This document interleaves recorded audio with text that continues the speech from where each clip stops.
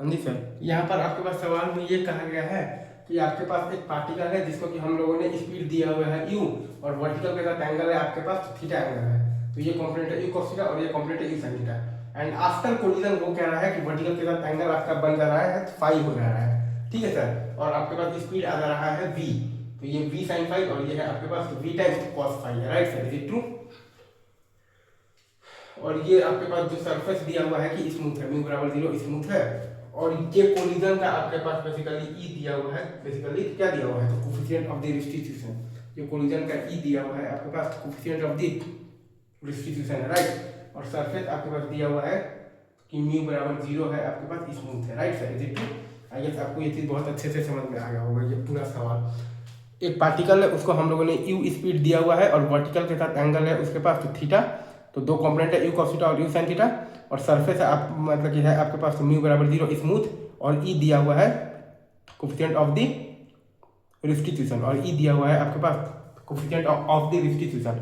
तो after collision उसके पास speed आ गया है v और वर्टिकल के साथ एंगल आ गया है फाई। आफ्टर कोलिजन उसके बाद स्पीड आ गया है v और वर्टिकल के साथ एंगल आ गया है फाई, तो दो कंपोनेंट है v sin फाई और v cos फाई। और फिर हम लोग ये पूरा बातचीत किए, ठीक है।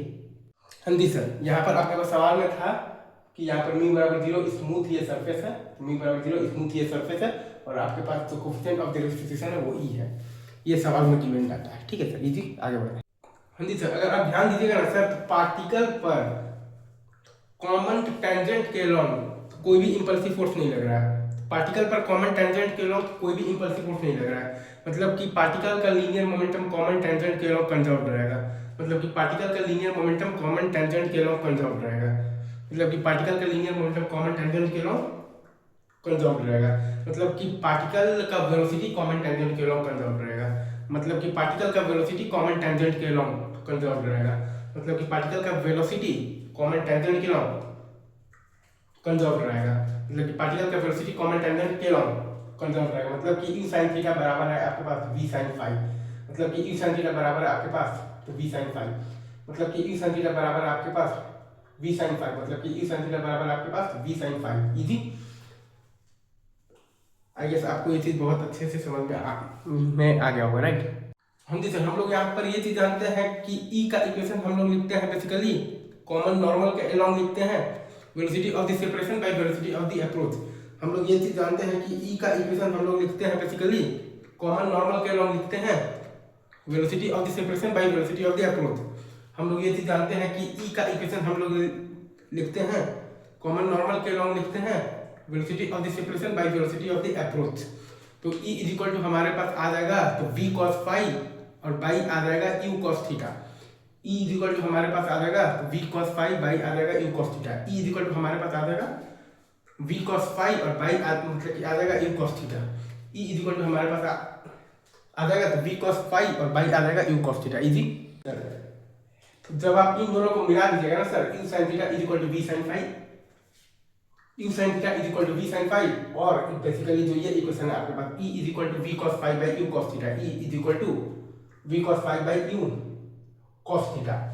तो इन दोनों को मिलाने पर आपके पास आ जाएगा tan phi is equal to tan theta by E। इन दोनों को मिलाने पर आपके पास आ जाएगा tan phi is equal to tan theta by E। इन दोनों को मिलाने पर आपके पास आ जाएगा tan phi is equal to tan theta by E।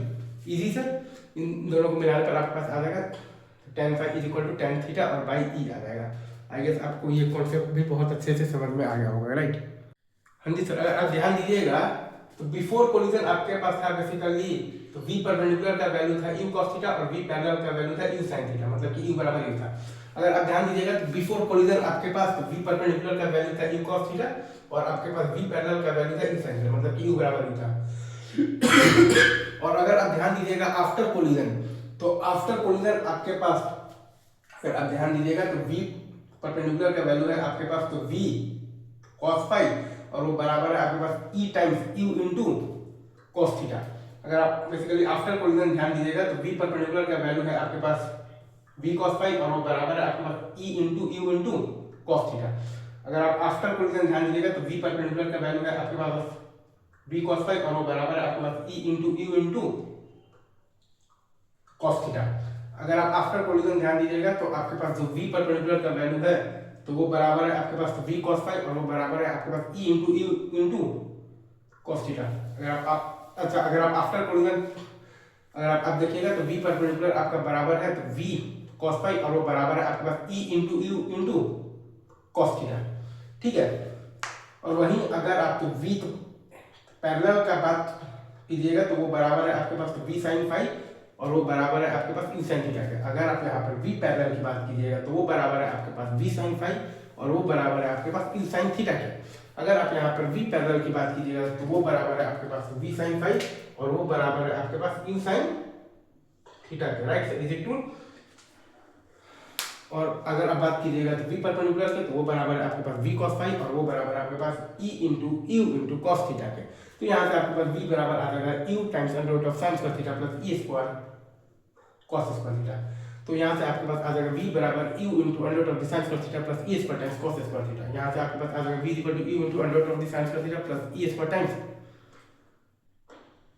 cos square theta. यहाँ से आपके पास आ गया है तो v बराबर u into under root of sine square theta plus e square times cos square theta. तो क्या आया है तो v equal to u times under root of sine square theta और plus e square times cos square theta easy. यहाँ से आपके पास आया है तो v बराबर u times under root of sine square theta plus e square times cos square theta easy.